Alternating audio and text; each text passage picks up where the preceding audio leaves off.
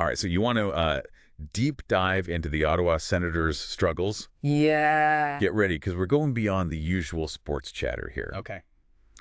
You've sent me a whole stack of articles that really dig deep into why this team can't seem to win consistently. Right. Even though they have some really serious offensive firepower. Yeah. We're going to be talking about contracts, culture, maybe even a little bit of hockey psychology. Sounds good. So It is a head scratcher, it really is. isn't it? Yeah. Like, you have guys like Stützle and Tkachuk putting up some incredible numbers, Oh, yeah. but the wins just aren't there. Right? The articles point to a problem that goes way beyond just this season, Okay. and it's this idea of a mushy middle in the lineup. Okay. Break that down for me. Sure. What's so bad about a mushy middle? So imagine a hockey team, like a well-balanced middle. Okay. You need your star players. Those are your main course. Right. But to be truly successful, you also need those solid role players. Those are your sides, your veggies. I like where this is going. The Senators are missing that crucial supporting cast. Ah. They've got the offensive firepower up front, Yeah. but the middle of their lineup is really lacking depth and consistency. So it's not just about lacking star players. No. It's about lacking that depth that makes a team tough to play against. Exactly. And to understand how they got here, we need to take a little trip down memory lane Okay. to look at the decisions made by their former general manager, Pierre Dorion. Yeah. These articles paint a picture of a GM who was constantly scrambling, Right. prioritizing short-term gains over long-term stability. Yeah. It's like he was playing salary cap Jenga, and eventually it all came crashing down. Yeah. The articles, they really don't hold back on Dorion, do they? No, they don't. They highlight some pretty questionable moves, like Yeah. the Colin White buyout, that Matt Murray trade, Right. where they actually had to pay another team to take him, Yeah. and that whole Alexandre Burrows situation. It's a masterclass in what not to do. Really is. As a GM. Yeah, but how does all of that connect to the mushy middle? Well, think of it this way. Okay. When you're constantly making moves like that, Yeah. it creates this revolving door of players. Yeah. They're always signing and trading, which means there's no time for chemistry to develop. Right. It's hard to establish a system and an identity when the roster is on constant flux. Makes sense. Yeah. It's like you're trying to bake a cake, but you keep swapping out the ingredients. All right. You might end up with something edible, but it's not going to be the masterpiece that you envisioned. Exactly. And I imagine all that roster turnover doesn't exactly make the Senators a desirable destination for free agents. No, it does not. Right. Creates a perception around the league that Yeah. Ottawa's just not a stable environment. Right. And that can have a real impact on the team's ability to attract and retain talent. Right. Plus, you have to consider the financial ramifications of all these decisions. Oh, absolutely. Right. The articles dive into that, too. They do. A lot of talk about dead cap space and how that's haunting the team. Right. Can you explain what that means Sure. for those of us who are not salary cap experts? So you see, when a team buys out a player's contract Okay. or retains salary in a trade, that money still counts against their salary cap, Okay. even though that player is no longer on the team. Wow. It's like a ghost of bad decisions. It just keeps coming back to haunt them. I like that analogy. And in the Senators' case, we're talking about a significant amount of dead cap space. The article mentions a whopping $48.5 million in dead cap space Yeah. accumulated under Dorion. It's crazy. That's crazy. Yeah. That's money they can't use to sign other players Exactly. to fill those holes in the mushy middle. Right. It's a financial burden It is. that is directly impacting their ability to ice a competitive team. Right. So we've got this mushy middle because of constant roster changes, Yeah. reputation as an undesirable destination, and millions of dollars tied up in dead cap space, all thanks to Dorion's questionable decisions. It's like a domino effect of bad moves. It really is. Yeah. And you know what's really fascinating? What's that? The articles suggest that this constant upheaval might have had a psychological impact on the players, too. Oh, yeah, for sure. Really? Yeah. Tell me more. Well, just imagine you're a player on this team. Okay. You never know who you're going to be playing with from one game to the next. Yeah. There's just no sense of stability, Right. no real feeling of being part of something bigger. Right. It's hard to build camaraderie and that all-important team chemistry Yeah. when you're constantly wondering if you'll be traded next week. Wow. I never thought about it that way. Yeah. It must be incredibly demoralizing for those players. It is. Like, what's the point of putting in the extra effort Yeah. if you don't know if you'll be around to reap the rewards? Exactly. And that's where this idea of losing culture starts to take root.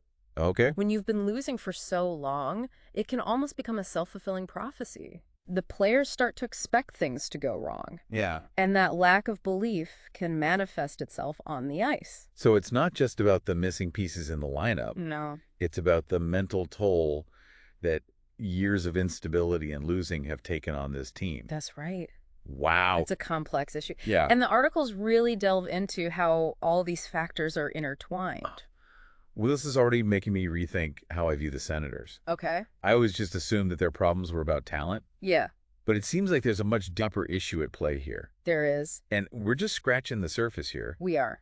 Let's dig into a specific example Okay. that really highlights how Dorion's past decisions are still haunting the Senators today. All right. Remember that mushy middle we talked about? Yes. Well, the articles point to Travis Hamonic as a prime example of how those decisions are playing out on the ice right now. Okay. Okay. I'm intrigued. Mm.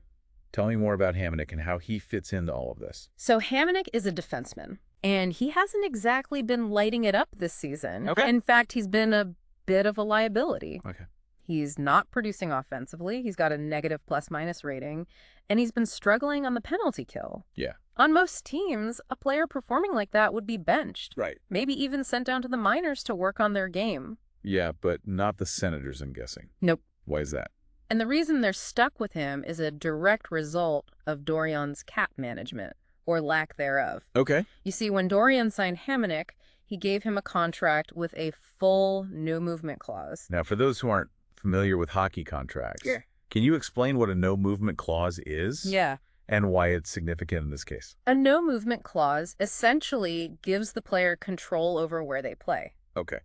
They have to approve any trade. Right. It's a perk that's often given to star players, but it's pretty unusual to see it in a contract like Hamonic's.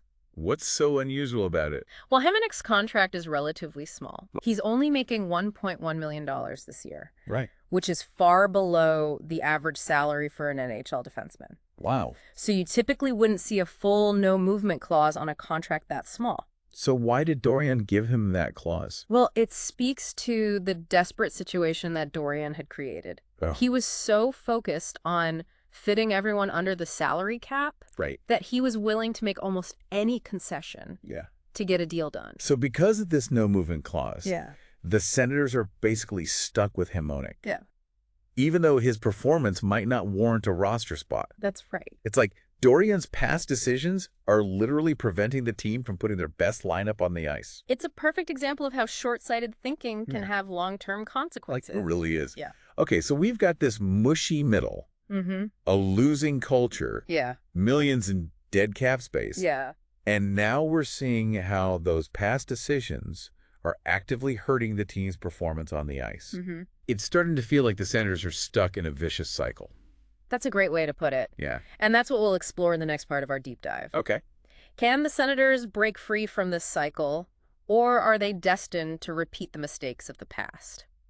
It's easy to get caught up in all the doom and gloom, Yeah. but the articles actually do offer some glimmers of hope here. Okay. They go beyond just like pointing out the problems Yeah. and actually like lay out some potential solutions. All right, I'm ready for some optimism here. Okay. What do they suggest? One of the key takeaways Yeah. is that the Senators really need to shift their focus. Okay. Instead of just chasing big names and trying to make a splash in free agency, Yeah. they need to prioritize building a strong, cohesive team from within. So less about star power and more about finding the right pieces that fit together. Exactly. Kind of like building a puzzle. Yeah. You need all the right pieces, not just the shiny ones. Exactly. And the articles highlight that the Senators actually have some promising young talent Okay. already on their roster. Like who? Guys like Tim Stützle and Brady Tkachuk have the potential to be cornerstones of a winning franchise. Yeah, but haven't we seen this story before? Yeah. The Senators have had talented young players in the past, Yeah.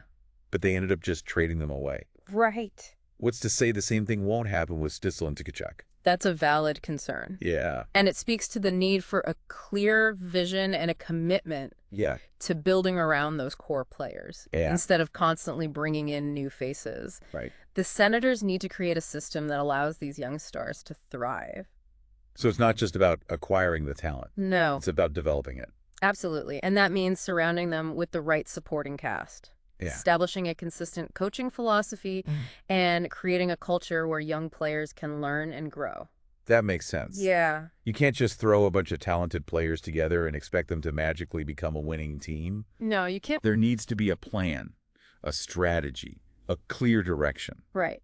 The articles also stress the importance of establishing a clear team identity. Okay. For years, the Senators seem to be stuck in this weird limbo between rebuilding and competing. Right. They need to decide what kind of team they want to be and then make decisions that align with that vision. So are they a gritty defensive team, a high-flying offensive team, a team that relies on speed and skill? Exactly. They need to figure out what their brand of hockey is going to be. Precisely. And that identity needs to be reflected in everything they do. Okay. From their draft picks to their free agent signings to their coaching style. It's like any successful brand. Yeah. You need to know who you are and what you stand for if you want to connect with people. Exactly. Yeah. And a crucial part of that identity, as we've already touched upon, needs to be a commitment to responsible financial management. Okay. They can't afford to repeat the mistakes of the past and cripple themselves with bad contracts. It's about finding value in the market, making smart trades, and drafting well. So no more salary cap Jenga. No more with bricks. The Senators need to prove to the league, and more importantly to their fans, that they're a well-run organization that can be trusted to make sound decisions. It sounds like a complete overhaul is needed, both on and off the ice. It really does. And let's not forget about the mental side of things. Oh, yeah, of course not. The articles remind us that years of losing can create this culture of negativity and self-doubt. It really can. It's almost like the players just start to expect things to go wrong. And that becomes a self-fulfilling prophecy. Yeah, and that's why it's so important for the Senators to find a coach who can instill a winning mentality in the locker room. Someone who can hold players accountable, inspire confidence, and teach them how to overcome adversity. So it's not just about X's and O's. No. It's about leadership, motivation, and building that belief that they can actually win. Exactly. It's about creating a culture of belief and resilience. It's interesting because the articles actually bring up Patrick Roy as an example of a coach who could have potentially changed the course for the Senators. He's known for being very demanding and holding players to a high standard. He is. He's definitely a no-nonsense kind of coach. And while his coaching style might not be for everyone, he's proven that he can win. He has. And the articles suggest that maybe the Senators need that kind of shakeup.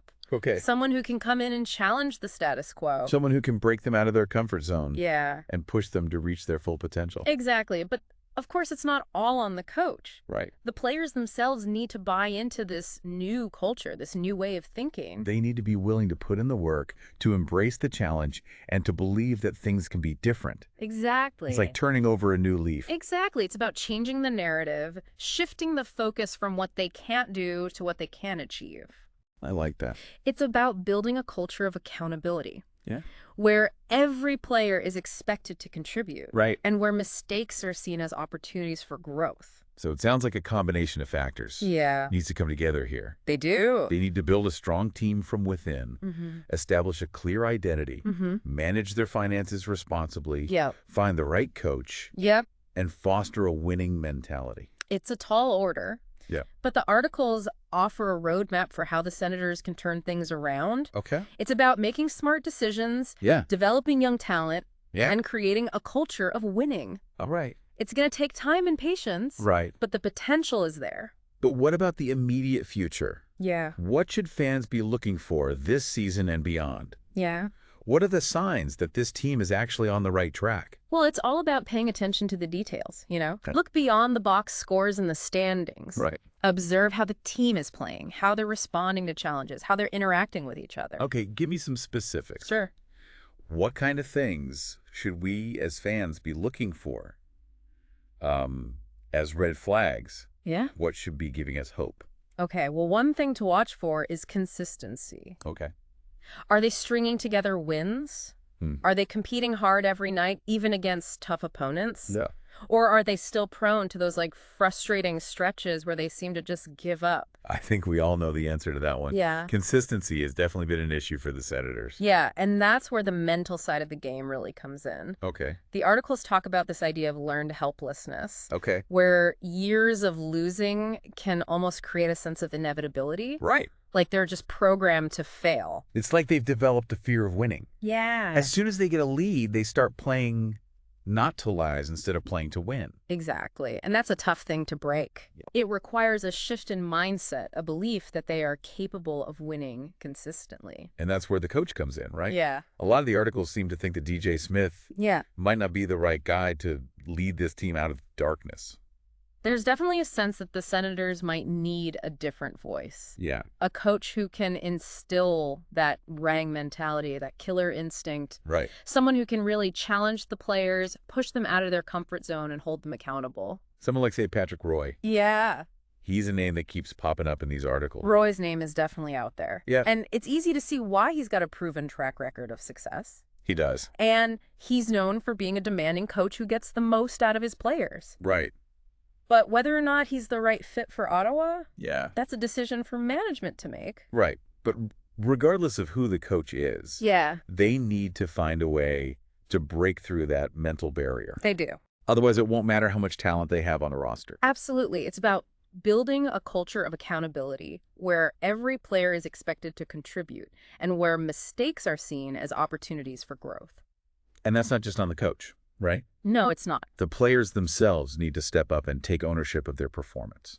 100%. We need to see leadership from within the team. Yeah. Guys like Brady Shikachuk and Tim Stützle, yeah, they have the potential to be not just star players, but also leaders who can drive this cultural change. Can they be the guys who set the example? Yeah. Who hold their teammates accountable? Yeah. Who inspire that belief that winning is possible? Right. That's what we need to see. That's what we need to see. And it's not just about words, it's about actions. Yeah. It's about leading by example, showing up every night with a relentless work ethic and a determination to win. So as fans, we need to be watching for those signs. Right. Those subtle shifts in attitude and effort. Yeah. Are they battling for every puck? Are they supporting each other on the ice? Are they celebrating their successes and learning from their mistakes? Those are all good indicators. Yeah. And remember, building a winning culture takes time. It's not a quick fix. Right. There will be setbacks along the way. Yeah. But the key is to see progress, to see that the team is moving in the right direction. So what does all of this mean for the Senators going forward? Yeah. Are you optimistic, pessimistic, somewhere in between? I'm cautiously optimistic. Right. I see the potential in this team. Yeah. They have some exciting young players. Yeah. And if they can address these underlying issues, if they can build that strong foundation, then the future could be very bright in Ottawa. But it's a big if, right? Absolutely. There's a lot of work to be done. Yeah. But I think the first step is recognizing the problems, acknowledging that things need to change. Right. And from what we've seen in these articles, it seems like there's an awareness within the organization that change is necessary. So the first step is admitting you have a problem. Exactly. And once you've done that, you can start to work on solutions. Yeah. And who knows, maybe this deep dive into the Senators' struggles will be the catalyst for that much-needed change. Maybe this is the wake-up call they needed. I guess we'll have to wait and see. But one thing's for sure, it's going to be a fascinating journey. Well, on that note, I think we've reached the end of our deep dive into the Ottawa Senators. Yeah, right? It's been a roller coaster of emotions. It has. From frustration to hope. Yeah. But one thing is clear.